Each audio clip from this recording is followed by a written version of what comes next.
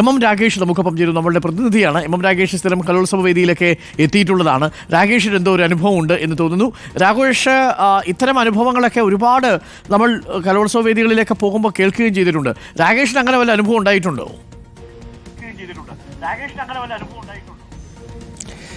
അരുൺ, വർഷങ്ങളായിട്ട് കലോത്സവമായിട്ടുള്ള അടുപ്പവും ബന്ധവും ഒക്കെ തന്നെ ഉള്ള ഒരാളാണ് ഞാൻ. അതുകൊണ്ട് തന്നെ ഈ കലോത്സവ വേദികളിലെ ഏകദേശം ഒരു 17 വർഷത്തോളമായി സംസ്ഥാന കലോത്സവം ഉൾപ്പെടെ റിപ്പോർട്ട് ചെയ്യുന്നു. കൂടാതെ കലോത്സവ വേദികളിൽ കുട്ടികളുടെ നാടകം ഉൾപ്പെടെയുള്ള പല കാര്യങ്ങളുമായിട്ടൊക്കെ തന്നെ നേരിട്ട് ബന്ധപ്പെടുന്നൊക്കെ ഒരാളാണ്. അപ്പം ഇതിലെ ഏറ്റവും വലിയ തമാശ എന്ന് പറയുന്നത്, നമ്മൾ തമാശയല്ല, വളരെ ഗൗരവമുള്ള വിഷയം എന്ന് പറയുന്നത്, വിദ്യാർത്ഥികൾക്ക് ഓരോ കലയിലും ഉൾപ്പെടുത്തേണ്ടുന്ന സംഗതികളെക്കുറിച്ച് കൃത്യമായ ധാരണയുള്ളത് കൊണ്ടാണ് ഇത് ആസൂത്രണം ചെയ്തിട്ടുള്ള ആളുകൾ ഇതിനകത്ത് ഓരോ കലാരൂപങ്ങളും ഉൾപ്പെടുത്തിയിട്ടുള്ളത്. ഇപ്പം ഏറ്റവും പുതിയതായിട്ട് നമ്മളിപ്പോൾ കേട്ടിട്ടുള്ള ഗോത്ര വിഭാഗങ്ങളുടെ കല ഉൾപ്പെടുത്തിയിട്ടുള്ളത് ഇത് നശിച്ചു പോകാതിരിക്കാനും അതത് സമുദായത്തെക്കുറിച്ച് ആ കുട്ടികൾക്കൊരു അവബോധം ഉണ്ടാകാനും ഒക്കെ വേണ്ടിയാണ്. പക്ഷേ ഇത്തരം ഒരാശയവും ഈ കല കൊണ്ട് നടക്കുന്നില്ല എന്നുള്ളതാണ് യാഥാർത്ഥ്യം. നേരത്തെ ഇപ്പം ആ കുട്ടി പറഞ്ഞ പോലെ തന്നെ മറ്റൊരു വിഷയമുള്ളത്, ഇപ്പം ഇംഗ്ലീഷ് ആണെങ്കിൽ ഇംഗ്ലീഷ് സ്കിറ്റുണ്ട്.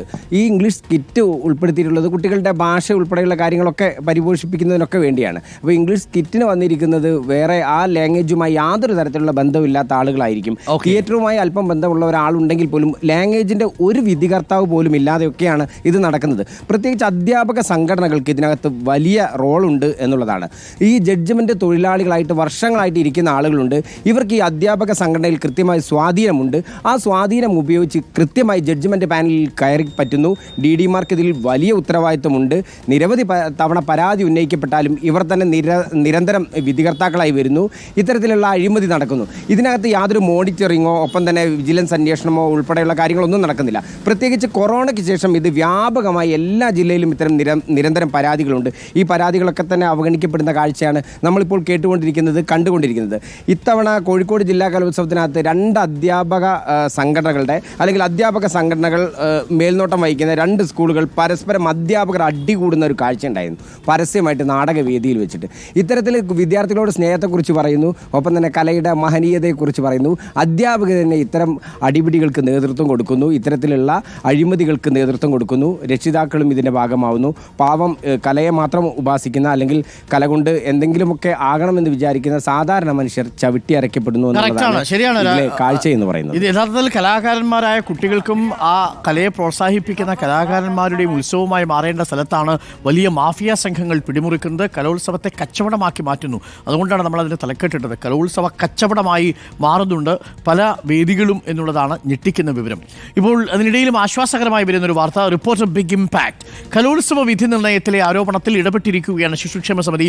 ഇന്നലെ നമ്മൾ ഈ വാർത്ത തത്സമയം റിപ്പോർട്ട് ചെയ്യുമ്പോൾ ഈ വാർത്ത കണ്ടുകൊണ്ടിരുന്ന അരുൺ നമ്മളോട് കമൻറ്റ് വഴി ഈ ശിശുക്ഷേമ സമിതി ഇടപെടാമെന്ന് പറഞ്ഞിരുന്നു. ഇപ്പോൾ ആ വിഷയത്തിൽ ഇടപെട്ടിരിക്കുന്നു.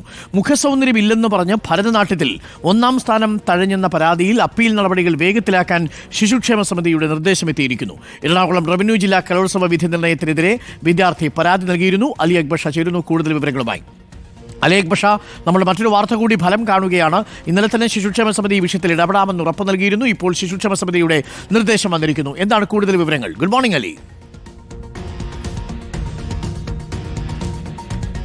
Good morning Arunkumar. വളരെ പ്രധാനപ്പെട്ട വാർത്തയായിരുന്നു ഇന്നലെ നമ്മൾ പുറത്തുവിട്ടത്. എറണാകുളം റവന്യൂ ജില്ലാ കലോത്സവവുമായി ബന്ധപ്പെട്ട് വിധി നിർണ്ണയത്തിൽ വലിയ രീതിയിലുള്ള പാളിച്ച, അപാകത വന്നിരിക്കുന്നു. ഒരിക്കലും അംഗീകരിക്കാൻ കഴിയാത്ത പ്രസ്താവനകൾ ജഡ്ജസിന്റെ ഭാഗത്തുനിന്നും ഉണ്ടായിരിക്കുന്നു. മുഖസൗന്ദര്യമില്ല എന്ന കാരണം പറഞ്ഞുകൊണ്ട് ഭരതനാട്യത്തിൽ വിദ്യാർത്ഥിനിക്ക് 1-ാം സ്ഥാനം നിഷേധിച്ചിരിക്കുന്നു. അതിഗുരുതരമായ വിഷയമായിരുന്നു. ഈ വിഷയം നമ്മൾ ഇന്നലെ പുറത്തുവിട്ടു. ഈ വാർത്ത ഇന്നലെ നമ്മൾ ബ്രേക്ക് ചെയ്തപ്പോൾ തന്നെ നമ്മളുടെ ലൈവിൽ ഈ ശിശുക്ഷേമ സമിതിയുടെ ഇടപെടൽ ഈ വിഷയത്തിൽ അടിയന്തരമായി ഉണ്ടാകുമെന്ന് അഡ്വക്കേറ്റ് KS അരുൺകുമാറിന്റെ കമന്റ് വരുന്നു. പിന്നീട് അദ്ദേഹം നമ്മളുടെ ലൈവിൽ കണക്ട് ചെയ്ത് ഈ വിഷയവുമായി ബന്ധപ്പെട്ട് കൃത്യമായ നടപടി സ്വീകരിക്കും, പരിശോധിക്കുമെന്ന് ഉറപ്പു നൽകുകയും ചെയ്തിരുന്നു. ഇതിൽ ഒരു നടപടി ഉണ്ടായിരിക്കുന്നു. ശിശുക്ഷേമ സമിതി ഈ അപ്പീൽ നടപടിയിൽ കൃത്യമായ ഇടപെടൽ അടിയന്തരമായി നടത്താൻ നിർദ്ദേശം നൽകിയിരിക്കുകയാണ്. ശിശുക്ഷേമ സമിതി ഇന്നലെ തന്നെ ഈ കലോത്സവത്തിന്റെ കമ്മിറ്റിക്കാരുമായി ബന്ധപ്പെട്ടു, കൃത്യമായി വിവരങ്ങൾ തേടി.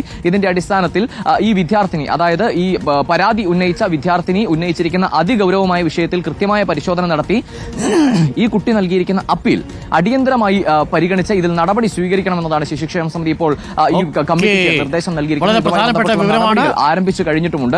അതുപോലെ തന്നെ ഈ പരാതിക്കാരിയായ വിദ്യാർത്ഥിനി വിവരങ്ങൾ നൽകിയത്. ഈ വാർത്ത റിപ്പോർട്ട് ചെയ്തതും അലി അക്ബർ ഷായാണ്. ശിശുക്ഷേമ സമിതി ഈ വിഷയത്തിൽ ഇടപെട്ടിരിക്കുന്നു. എന്തായാലും കലോത്സവ വിധി നിർണ്ണയത്തിലെ ആരോപണത്തിൽ ഇടപെട്ട ശിശുക്ഷേമ സമിതി എന്ന വാർത്തയാണ് വരുന്നത്. പ്രിയപ്പെട്ട പ്രേക്ഷകർ,